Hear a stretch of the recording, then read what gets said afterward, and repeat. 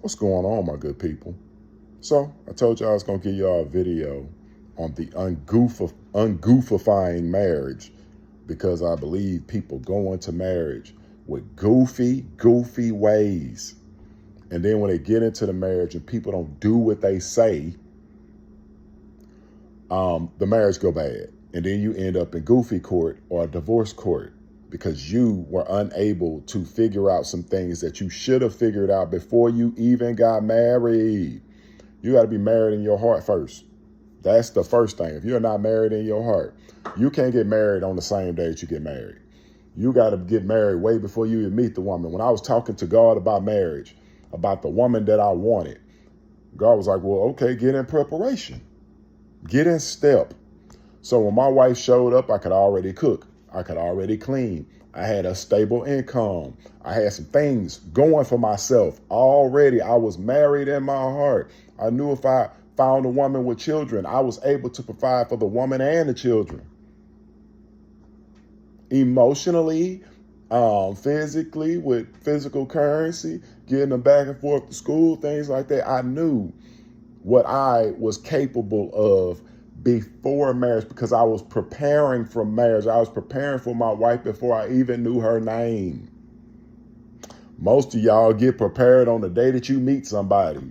And guess what?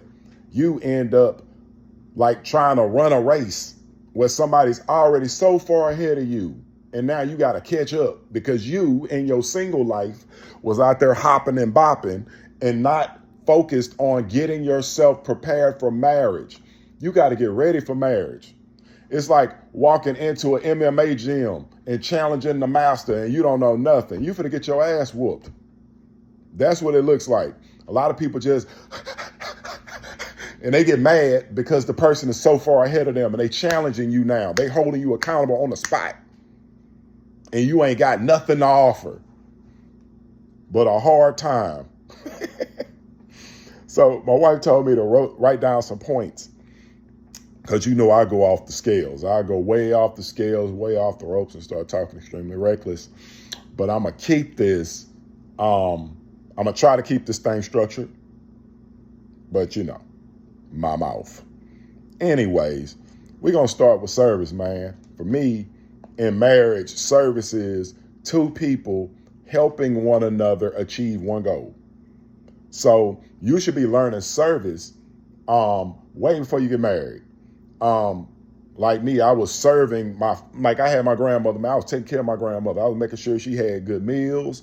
I was making sure her bills wasn't behind. I was making sure her bills was caught up because she had got extremely sick. So she needed somebody to care for her. I was taking care of her. I was with the Chauncey Glover program, helping our young individuals. I was serving. So when I got into a marriage, I was already in step. It's like, I'm not trying to catch up to this service thing because when you get married, some days your marriage is going to call you to be Superman. And some days you could chill out and just be the street bum. You can just chill out because everybody got everything. But that's what marriage is, man. You are in the service business when you marry. Especially when you got kids, man. Them kids throw a big monkey wrench in a whole bunch of plans you be having. Kids come home and they're going to come to you at 10 o'clock at night. Be like, hey, I need to bring cupcakes for the class tomorrow. Well, when did you figure this out? Oh, they told us on Monday. But now that it's Thursday night, and I need to have them by Friday. Let me go ahead and tell you today. It's stuff like this that happen in your marriage, man, and you gotta. It's a lot of, like yesterday, my wife had an event, and man, her car's been working perfectly fine.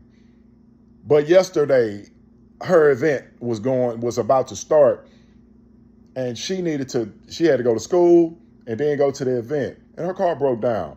So I had a bunch of stuff to do. I had to scrap that and make sure she got to school. And then after that, took her to an event, unloaded the event, went home, got her car back to the house, and then went back to pick her up at her event and got home by 10-something and didn't complain about nothing because this is the game of service.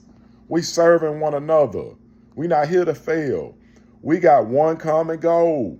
We here to change the world. We can't change the world being fools. So let me move on to the next point. Communication. This is learning how to talk to one another in good time and bad time. When everything's good, man, communication is very, very easy. And you learn this in the dating phase because you don't know nothing about that person. But when you get married, you're going to have good times, and boy, you're going to have some bad times. The things you say to people in those bad times, don't think that they forgot what you said. They hold that in their hearts. Sure do. Everything that you said. If you call me a bum, I'm going to hold that in my heart. If you said I'm a sorry ass man, boy, I'm going to hold that in my heart. I used to remember some of the things that single women said to me when we were dating. I'd be like, boy, you ain't gonna never get a husband talking like that. Or you're gonna find an abusive man, he's gonna punch your ass in the face. But I'm not an abusive man. I'm gonna go ahead and let you go on about your business because you don't know how to talk to nobody. So learning how to speak to one another in good and bad times is imperative to what your marriage is gonna look like. Sometimes you be having good times. Then the bad times come and y'all say some evil things to one another. And then you get back to good times and the bad times are still in your head. It's still here. The person ain't forgot what you said. So it's really not good times anymore. Because y'all holding on to secret anger about one another. Boy, what I see in marriage is a lot of secret hate. When I went to TSU last year and they asked me about business and marriage, I said it's all encompassing. It's one thing. If you treat it as one thing, it is one thing. My marriage is my first small business. These businesses that we created are just an extension of the marriage. So we learned in the beginning because I lost a bunch of people. So I know that I can lose my family at the drop of a dime. I can say something crazy to my wife. She can go outside, get hit by a car and die. So I know that I have to be respectful of what the gifts that God has given me. So I'll be very respectful of how I speak to my wife. And guess what? She is the same way with me. Our communication in good and bad time is the same.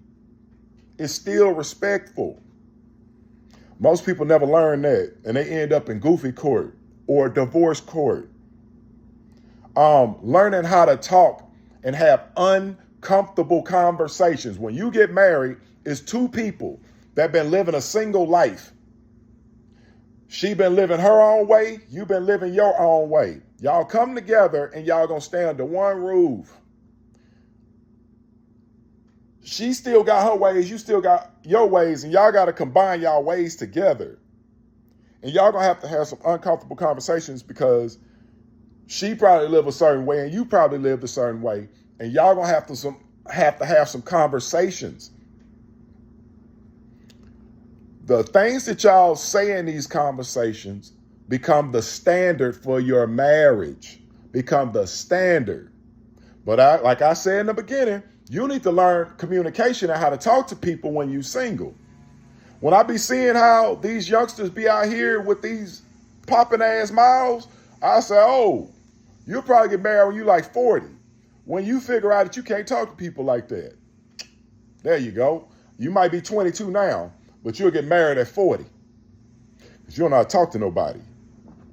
And I see this all the time. I see these people with these hot dogging ass conversations on these podcasts, and I'd be like, when you get in marriage, you're going to do a whole bunch of stuff you don't like. All that stuff you said you wasn't going to do when you were single, you're going to do it when you're married. Watch. I ain't no fool. I've been seeing it all my life. Now, we go to the third point, accountability. This is where people fall off in marriage because some people have never been accountable in their single lives. Some people going to clap back at any and everything. They ain't never been held accountable. Mama didn't hold you accountable. And then you go out in the world and can't nobody talk to you. Can't nobody hold you accountable. But what you must understand about marriage is, just like when you go in there and look in the mirror and you see yourself, but when you leave that mirror, you cannot see yourself. You first person shooter. You like Call of Duty. You can't see yourself when you leave that mirror. But boy, when you get married, that person is your mirror. They see you every day. They see you succeeding. They see you failing. They see you with good conversation. They see you with bad conversation. They see you. They know you. They've been looking at you. I look at you. I can see things about you that you can't even see about yourself. It's just like my business, right? When people come and tell me things about my business, I have to accept it because maybe they see something from the outside that I cannot see from myself because it's my business, it's my baby. So when you get married, you're going to get held accountable for the things that you say. When you say, I'm this person, I do this. Well, somebody they be like, okay. When you get in marriage, they're going to hold you accountable. Well, when we were single, you said you do this and you do this. Now we get married, you don't want to date me no more. What's up? Why we ain't dating no more? Why you don't take me on dates no more? Why you need to go hang out with your homeboys? Why you drinking every day? Your person see you. They see your drug habits. They see your alcohol problems. They see you being a mama's boy. They see you telling your friends all that. They see you. So when this person come to you and start holding you accountable, don't clap back. Accept it. Me and my wife had this thing where it's called a moment of honesty, where if she come to me and say, hey, I need a moment of honesty, I got to let down my shoulders and listen to everything she say. I cannot when she tell me the information that she have for me, I can't go back to 6 months ago and say, well, 6 months ago. Anybody trying to hear that shit? You need to listen because that listening might save your marriage and keep you out of goofy court. But most of y'all love goofy court. Y'all been watching it y'all whole damn life.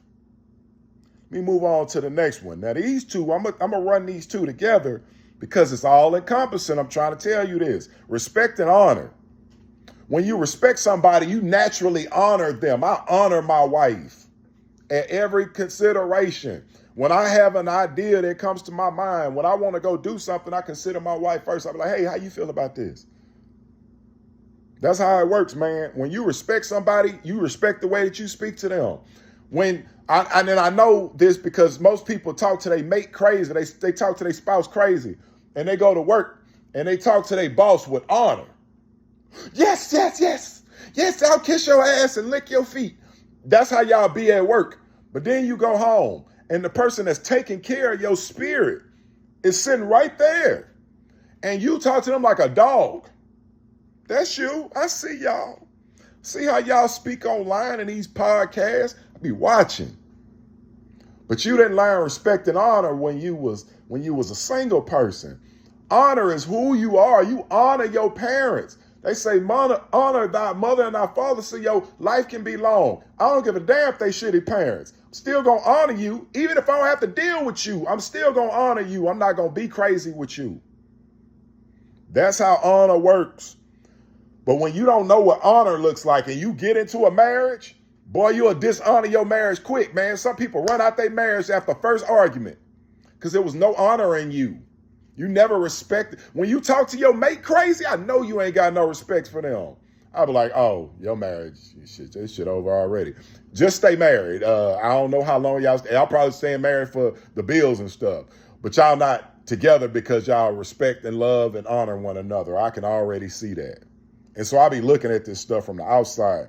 And it really goes to show when you leave that person's face how you speak about them. When I be hearing some people speak about their husbands and wives, like when you go and tell your husband and wife business, I already know you don't respect and honor your husband and wife. It's no honor and respect in you. I can't see people like that being married long unless you with somebody that's a pushover. Oh boy, this one here, the world. Keep the world out your business. This is family. This is friends. This is all the others. Your work husband, your work wife. That's the most foolish shit that I've ever heard in my life. A work husband, a work wife. So you giving your feelings, when you at home, you giving partial emotion to husband, wife, but you go to work and you give another emotion to a work or husband, wife. So foolish, so foolish. And then you start letting these people slowly into your marriage by telling them your business. It's people, it's side chicks and side dudes that think they have more honor than the wife or the husband because you've been pillow talking your business. That's why your marriage failing, because everybody know your business. Everybody in your marriage. And the thing is, today, this goofy ass practice is so worldwide that everybody's doing it. All you got to do is pick up a phone, and then your goofy ears show up and your goofy long snout show up. And you be the goofiest fool because you done gave up intricate details about your household. You the new fool of the week. Because let's go say, you go to your mama and say, mama, man, my wife doing this and doing that. Guess who your mama gonna side with? You. But if you told your mama the whole story of the stuff you was doing too, your mama could probably give you an act. And this is the thing that I run into when I be counseling people. I'll talk to a man and he'll tell me, man, my wife don't do this. She don't do this and she don't do that. But boy, if we heard the other side of the story, which we do usually get the other side of the story, because I tell you, God don't hide nothing from me. When I hear the other side and I present it to the person, I'll be like, well, what about this? And they'd be like, this is what happens when you talk to your friends. When a woman go out and tell her friend all her business, your friend is going to side with you. But if your friend knew all the goofy stuff you was doing, your friend could probably give you more accurate advice. But either way, they're still going to side with you. This is why you don't share intricate details about your marriage. Now, if you go to talk to a therapist, the therapist is supposed to hold your business. The therapist, by law, cannot pass your business on. If you are going to therapy counseling, if you're going to couples counseling, you're going in there to fix your marriage. So you're going in there to tell the counselor, hey, this is what I'm not getting out of my marriage. Other person say, well, I'm not getting this. And these reasons are why. You're helping your marriage, or you're supposedly helping your marriage because you're giving this information to one person to speak on both of you. But when you go tell people who are not qualified, people who are not bound by law to hold your information, boy, your information go all the way around the world and you look like the new fool. Because now, and especially you people that be in and out, well, we've been on and off for 15 years. You be off and then you start telling people everything this person doing, but now y'all done got back together. And you done told all these people your business and they didn't forget what you said about this person. And so they don't like them. And now they looking at you like you goofy. Why'd you go back? Why'd you go back? Goofy? Why'd you go back, goofy? And you got your little snout and your little goofy ears, your little cat with the little spinning head on it. That's you. Because you done told the world your business. If I come share something about my marriage, trust me, it is throwaway information. I'm either giving you this information to see if you're going to go tell somebody and see if it's going to come back to me, or I'm giving it to you to help you in your own personal relationships. That's it. I'm not giving you nothing integral. You'll never know anything about my wife. And if you come tell me something about my wife, I'm going to call her and be like, hey, this person here said this. What's up? Either she going to say, well, hold on, this is the case, or she going to backpedal. But either way, if you come tell me something about my wife, I'm going to put her on the phone. And you're going to tell that same shit to my wife. Because I know liars like to hide in the dark. They say the devil like to kill, steal, and destroy. And so when I know somebody got the devil in them, I put their asses on the spot. And sometimes this story changes me. Whoa, don't call them. Yeah, you come tell me something about my wife. I'm going to put her ass right on the phone, and we going to all talk about it. This topic is very, very integral in a marriage. It's important. But the overall is not as important as you think. The emphasis on sex. If you look at your life right now, in your single life, if you don't get any self-discipline about yourself and sex, it's like Proverbs 25 and 28. A person without self-control is like a house without any doors or windows. So if you don't get any control of yourself in your single life and you bring that into your marriage, you're going to be in a goofy marriage. Because you're going to think your wife is a sex object or your husband is a sex object as opposed to this person that you have committed your life to in union. So when you look at your single life and you look at all the days that you done lived, All the days of our lives. Go count them days. You've probably had sex 10% of your whole life. Some of you 2%, some of you probably 3%. And you get into your marriage, which is the same thing as your life. It's an extension of your life. It's just going from single life to a union. You think that this is supposed to increase to 50%. It's not. It's not. It's going to be just like your life. It's going to be about 10% to 15% of your marriage, your whole marriage. If people been married 44 years, they probably had sex 10% of their marriage, 15% of their marriage. There's so many things that happen in a marriage, man, and it'll take your mind away from sex. It will take your mind away from sex. The first year of my marriage, I lost both of my grandmothers, both of them. And I lost my uncle who was taking care of my grandmother, so I became my grandmother's caretaker. You think I was worried about sex? Hell no. When I first got married, boy, I was so deep in goddamn debt, I wasn't even thinking about sex. So my thing is, it's like when you got kids, man, kids will destroy your sex life. You got to find this balance. You got to find this balance to make people happy inside your marriage, because sex is important. It's a bonding agent of your marriage. It's one part of those, but it's kind of like a little piece of the glue that keeps your marriage together. So sex is very important. So making good use of sex, which is intimacy.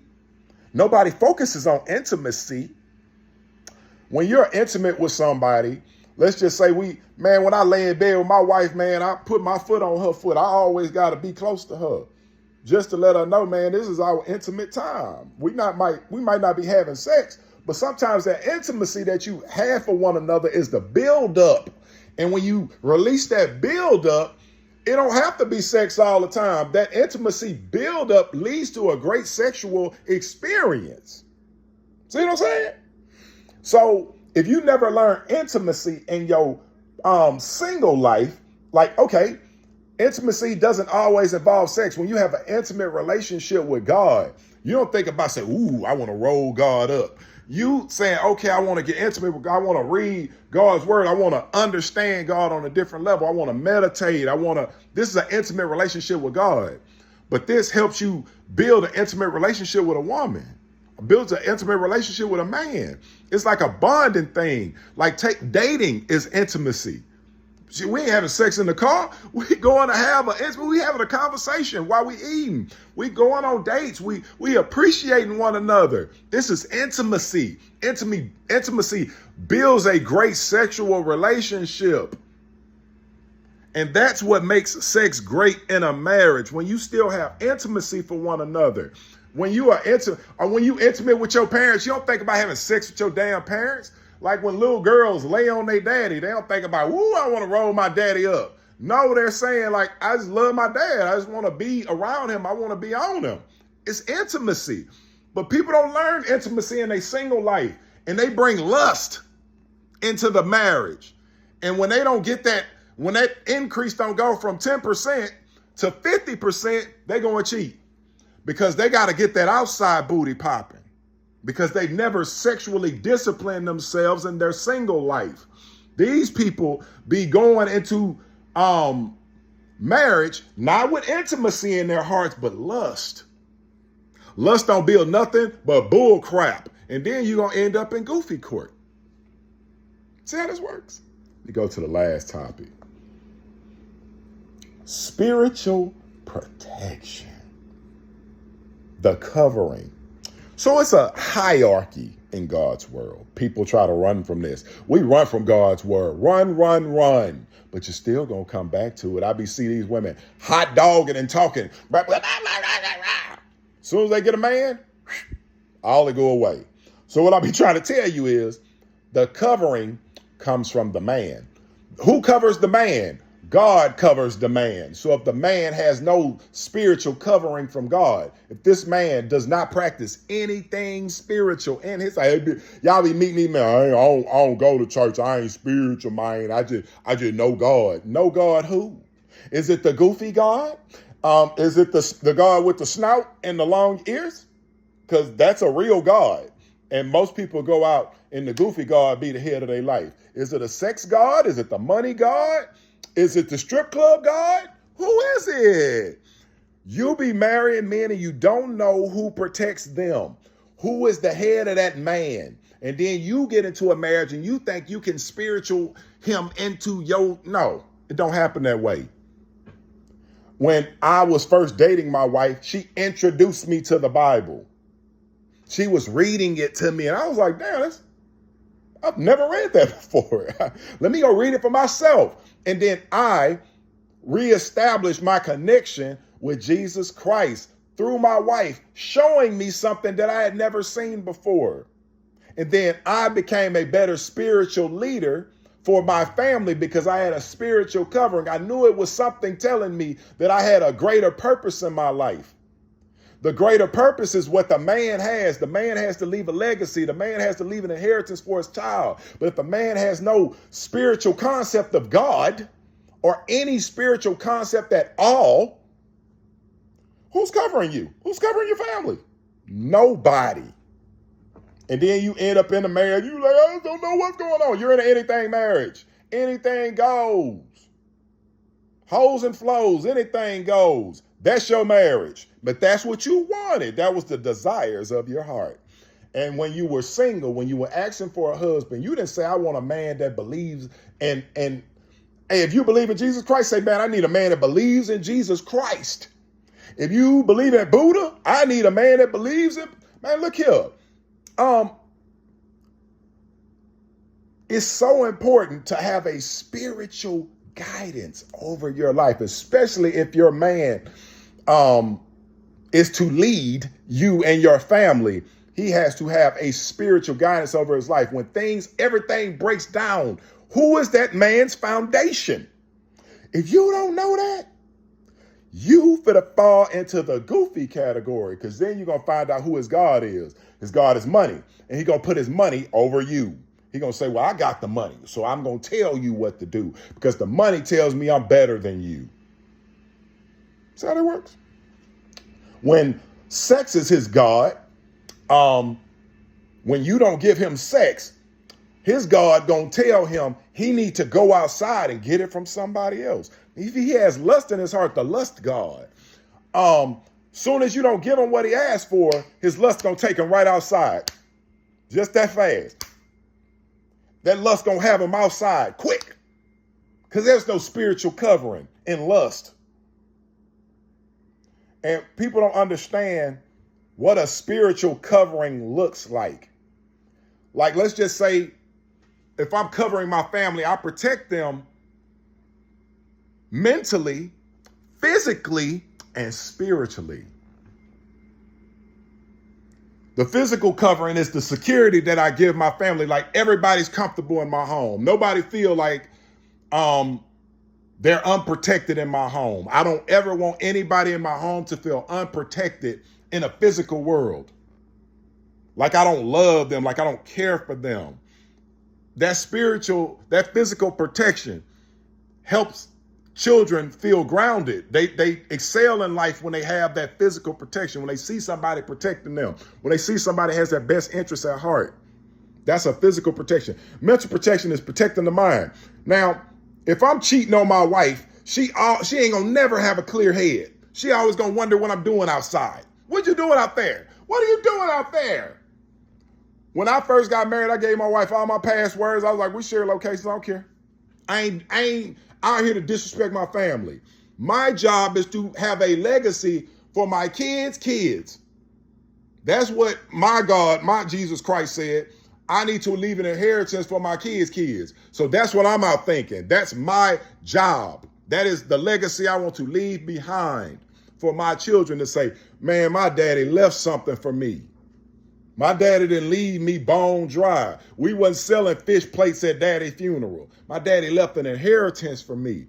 That's the spiritual covering I want my family to understand about me. So when I go outside, I'm not thinking about all this other foolishness. I'm thinking about the inheritance that I leave for my family when I go. Now, the spiritual protection is for the whole family. But if the man is not covered, the family is not covered. So the man must understand he has a big job ahead of him, because if you have no spiritual covering, your family will feel unprotected and you can stay in the house with them all day. I remember I had a friend told me, he was like, man, them kids, they probably care for you, but they ain't gonna respect you until you marry their mama. And when he said that, I didn't understand what he meant. But when I married their mama, it was a new level of respect that showed up. It's like, okay, this man cared enough to plan an event, have my mama show up and have witnesses show up and pledge his life to her and us. That means something. But when you a career stepdad and you just a career like, oh, I don't want to get married. Married, that's a white man's thing. Okay, white man's thing, get out of here. Get out of my face. Marriage wasn't created by no damn white man. Marriage created by God. It was a union. It was the union. It's the companionship. It's more companionship than sex. It's more companionship and union than a lot of other stuff. That's what marriage is. It's a union. It's two coming together to make one flesh, one mind. You think like one another.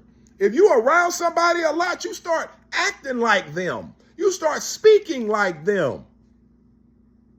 Imagine imagine my wife in my image, and I don't have no spiritual covering. She just out there lost. She lost. She don't feel spiritually protected by me.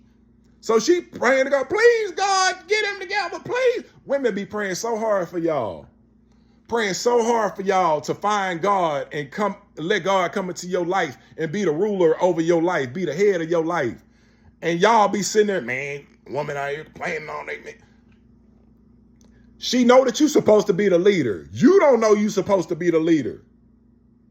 But if you don't have any covering, if you don't have anybody that you have to answer to, your wife got to answer to you. Your wife got to, hey, you in charge. I mean, bills don't get. I told somebody, if I get put out my house, nobody's gonna walk past me and go to my wife and start saying, you messed up everything. They're coming straight to me. I know it is my responsibility to get these here bills paid. I know that's my responsibility. And I don't run from my responsibility because it is mine alone. But people run from these responsibilities. And what I'm trying to tell you is you can't run fast enough. If you don't have any spiritual covering, you're going to run your whole life. And when things fall down, and in marriages, sometimes things fall down, you need a foundation. You need a foundation. What is your foundation? If everything crumbles, your whole house foundation, everything fall down, Hurricane Burrow that came through and knocked off your whole roof. What is your foundation? Your foundation sturdy enough to put it back together? Or do you have to tear the whole house down? That's what you need to start understanding before you get married. While you are single, you need to be preparing for your husband. You need to be preparing for your wife. What type of husband do I want to be? What type of wife do I want to be? Do I want to be the pop-off, clap-back woman? Or do I want to be a woman of virtue that I have basic skills? Like I was meeting women, they like I couldn't clap, like I cook and clean too. What else you got? What else you got? Super basic. These are things you're supposed to know. So what I'm saying is, the way that you treat your single life, if you have plans and ambitions to be married, you need to start making your single life look like how you want your married life to look. It's like you forecasting the future of what you want your life to look like. I knew what I wanted my family to look like. I knew what I wanted my house to look like. And I found my wife, even when everybody thought, oh man, she a bartender with no booty, she ain't got no degrees. This is what people saying to me. But I said, this woman know God. I can work with that because it's a foundation. I can't work with nothing. I can't work with that. There is no spiritual grounding to you. There's nothing there. King Solomon in the wisdom books, he says it's all smoke. If you find a woman with no spiritual foundation, she has no wisdom, all smoke. Same thing with a man that don't cover you. All smoke.